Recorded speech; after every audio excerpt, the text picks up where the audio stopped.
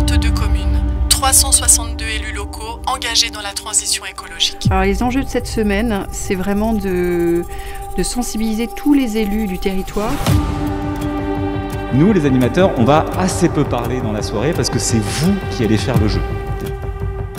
Il y aura des pièges, vous allez peut-être tomber dedans. En tout cas, vous allez avancer sur un chemin qui est très bien défini et vous allez bénéficier d'une vision assez inédite. C'est comme ça que le disent même les climatologues qui connaissent très bien ces sujets-là quand ils ont joué à la fresque, qui sont aujourd'hui parrains ou marraines de ce jeu, et qui dit voilà, quelle vision inédite de notre travail depuis maintenant 35 ans.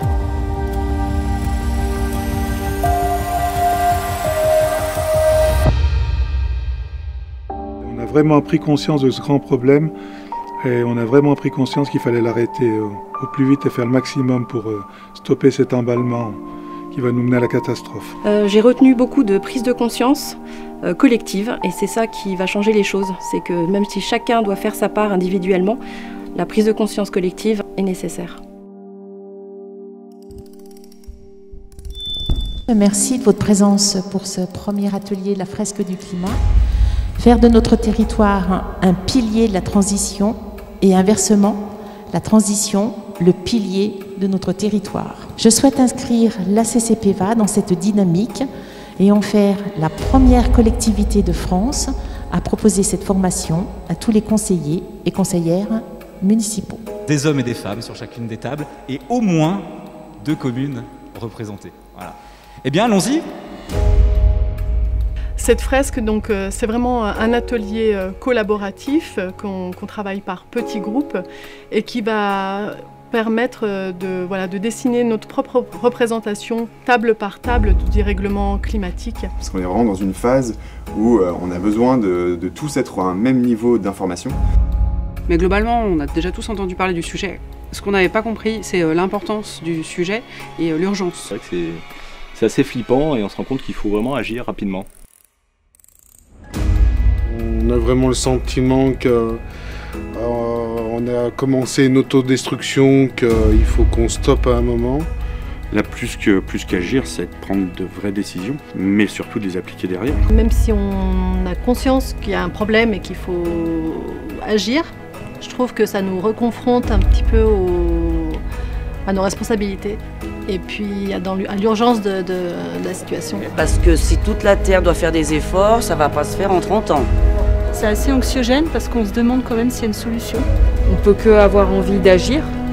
Voilà, mes enfants, je me demande quand ils auront mon âge, quand ils auront 60 ans, comment sera la Terre en fait. Je ne pensais pas qu'il y ait une si grande importance dans l'activité agricole. Et notre responsabilité en termes d'aménagement, qui revient aux élus, à nous tous qui sommes là, comment aménager pour diminuer les transports, pour faire en sorte que l'agriculture produise autant, mais sans altérer le climat. Je suis sûr que vous êtes curieux de savoir ce qu'ont fait les autres. Eh bien, on va répondre à cette curiosité. Alors donc, sur notre groupe, le titre de la fresque, c'est « Maintenant ou jamais ». On a choisi le permafrost qui nous a fait vraiment très peur et où on se dit « Ok, ça c'est la limite à pas dépasser ». Carrément, l'interrogation, c'est de savoir s'il est encore temps, donc s'il n'est pas déjà trop tard. On a choisi 3 cartes. La première qui a fait l'unanimité, c'est les activités humaines. On est au cœur des problèmes, on est au cœur aussi des solutions. Finalement, on s'est un petit peu bougé les fesses et puis on a décidé de se dire qu'on avait compris beaucoup de choses ce soir, mais qu'il fallait aller vers l'action. Donc on a mis un titre « Comprendre pour agir ». Tout ce qu'on fera maintenant et dans les 30 prochaines années comptera dans le dispositif qui s'opérera et l'impact qui sera généré dans les prochaines décennies et même les prochains siècles. Donc ça donne beaucoup d'espoir et beaucoup d'énergie aussi. Je vais avoir un regard différent sur mes actions au quotidien, je pense. Regrouper tous mes trajets afin de faire un trajet utile. Tout part de l'homme, de l'activité humaine et que seul l'homme peut faire éventuellement quelque chose s'il le désire.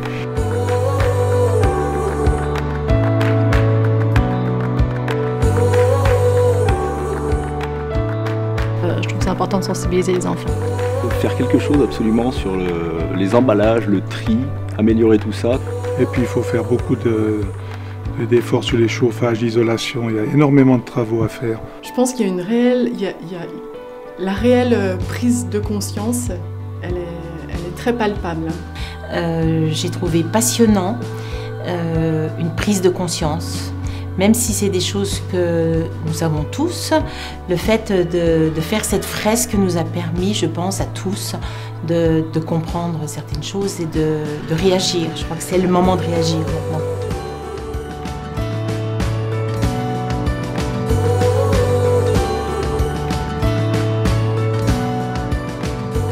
Oui, il faudra de l'animation et c'est notre rôle d'animer cette plateforme, de continuer de créer le lien entre les acteurs.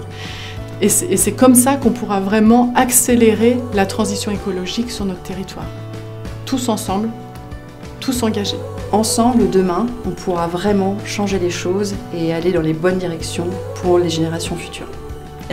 J'ai envie de dire à mes collègues élus, n'ayez pas peur, allez-y, ça bouscule, effectivement, mais c'est important et ensemble construisons demain.